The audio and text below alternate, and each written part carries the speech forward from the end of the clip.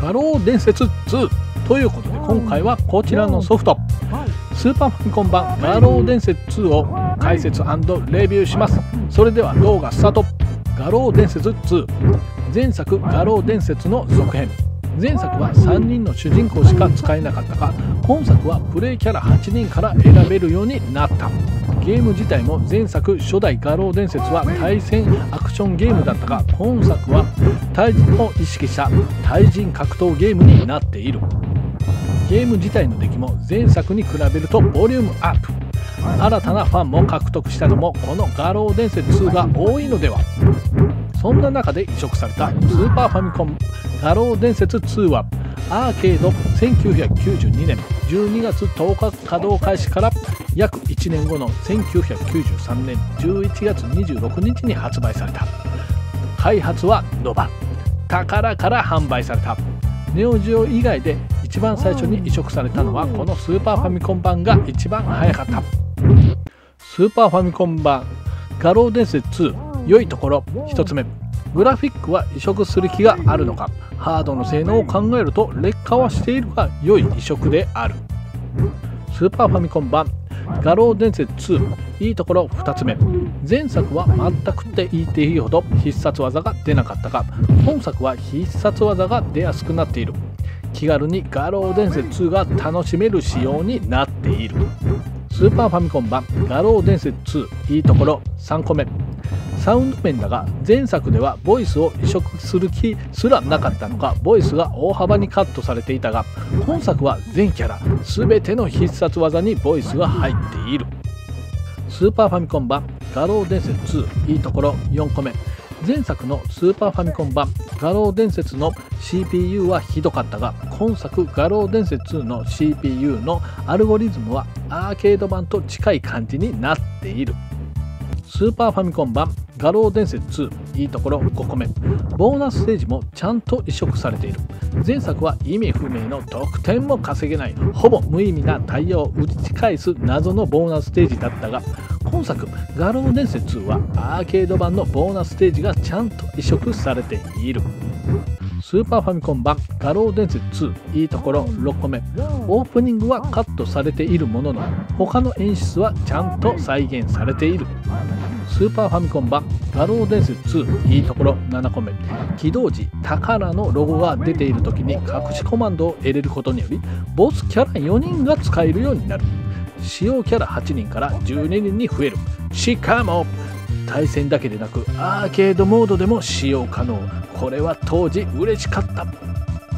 1つ目、ハードのスペックを考えるとしょうがないのだが、モーションが少なかったり全体的に劣化移植感はある。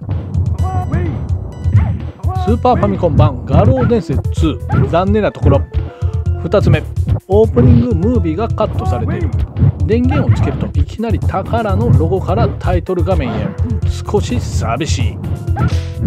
スーパーファミコン版画廊伝説2、残念なところ3個目、必殺技が出やすいのは良いのだが、今作スーパーファミコン画廊伝説2はコマンド技のレバー入力部分の受付時間がないため非常に必殺技を出しやすくなっている。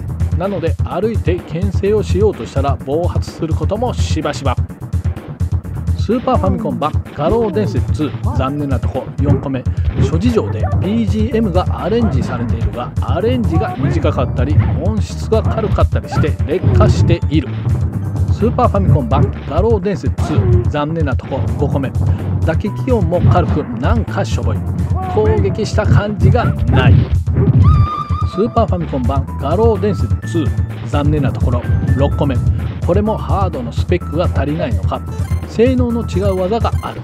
前の必殺忍び鉢やクラウザーの当て身など違和感を感じる技がある。スーパーファミコン版画廊伝説2、残念なとこ7個目、致命的なバグの存在も。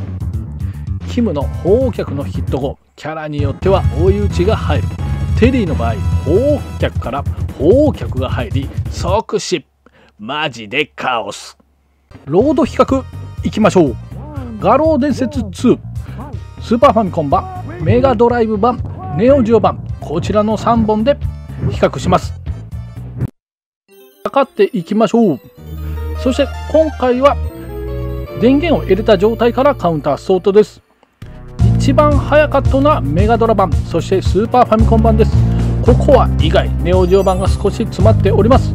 やっと来ましたね。100メガショックネオジオということで、一番遅かったのはネオジオ版、一番早かったのはメガドライブ版です。そしてスーパーファミコンとの差がネオジオ版 0.45 秒、ネオジオ版 9.08 秒です。1戦目の処理速度いきましょう。さあ、どのハードが早く先頭までたどり着くか見ていきましょう。さあ、カウンタースタートしております。さすが早い。ネオジオ版1秒ですね、約。そしてスーパーファミコン版、メガドライブ版と続きました。いや、早い。ネオジオ版、スーパーファミコン版と約2秒差つきました。さあ、2戦目までのロード時間、こちらの方も比較していきましょう。さあ、画面が切り替わったらロード開始。カウンタースタートしました。ここでね、スーパーファミコン版演出がないんですよね。こうバーで飲んでる、テレビ見てるみたいなね。でもライデンが現れて、ここはさすがに演出が少ない分、スーパーファミコン版が早いか。いや、ネオジオ版追いかける。いやだがしかしスーファミ版だった 18.11 秒、そしてネオジオ版 20.75 秒、スーパーファミコン版と 2.64 秒です。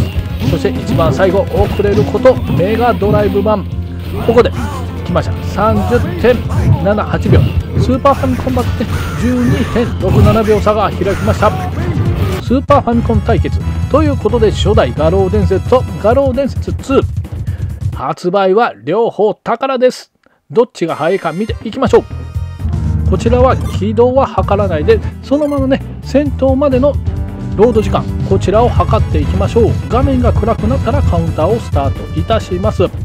カウンタースタートしました。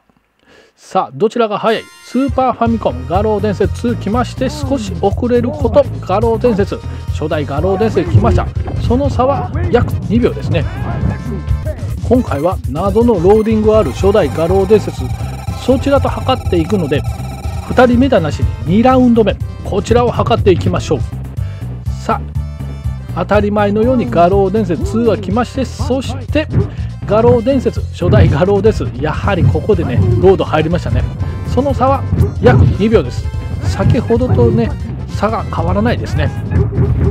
グラフィック比較いきましょう。スーパーファミコン版画廊伝説2、メガドラ版、そしてネオジオ版、こちらのね3本で比較します。違いを見てください。それでは戦闘ステージの比較いきましょう。まずはテリーステージ見ていきましょう。ネオジオ版、こちらをベースに見てください。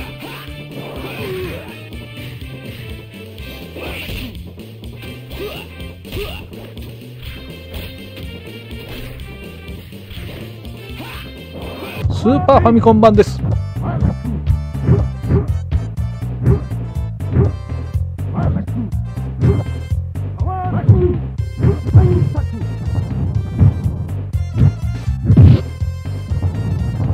メガドライブ版、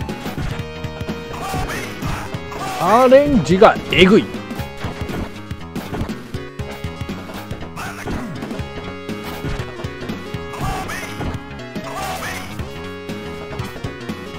同時比較です。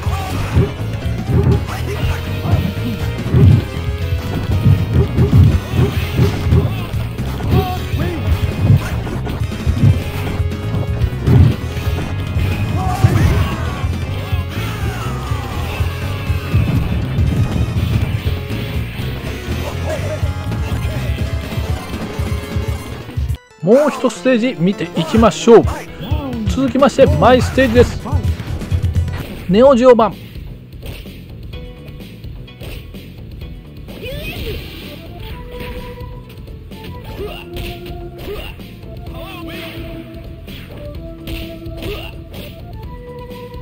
ーパーファミコン版、旗がなくなってますね。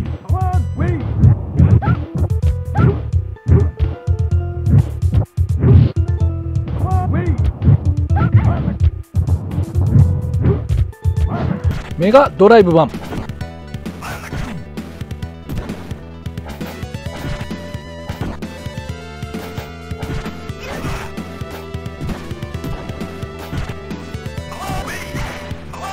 同時比較です。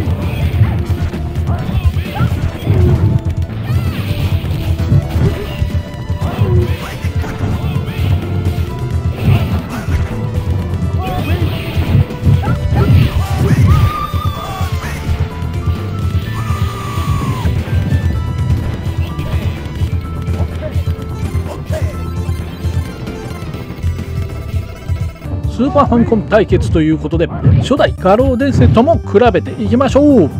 そして比べるのはやはりこのステージ、ビリーカーンということで、ビリーカーンステージいきましょう。まずは初代画廊伝説スーファミ版。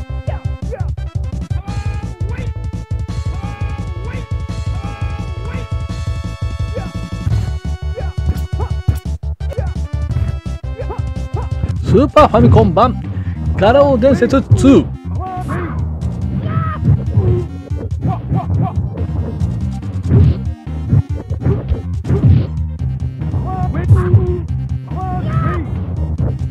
同時比較。こうやって見るとやはりね、かなりパワーアップしてますよね、グラフィック。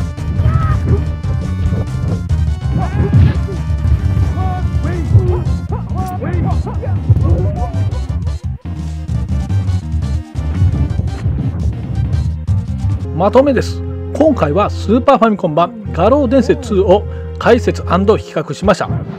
前作スーパーファミコン版画廊伝説の出来はひどかったが、本作画廊伝説2は劣化移植だが必殺技が出やすい。隠しキャラで4人のボスキャラが使えるなど比較的評価の高い作品であった。前作でつかまされたキッズたちは疑心暗鬼で購入し、今作の出来に歓喜したものである。その後は再び宝に裏切られることになるが、画廊伝説といえばやはり超必殺。当時は隠しコマンドになっており、ファミ通などで掲載された記事を見ながら練習したものである。アーケード版とは技の性能が違ったりするが、当時のキッズたちは十分楽しめたソフトである。私も当時楽しんでたキッズの一人である。私個人的にも評価の高い作品である。今回は画廊伝説2を解説&比較しました。また別の動画も作っていくので、そちらもよろしくお願いします。それではバイチャ。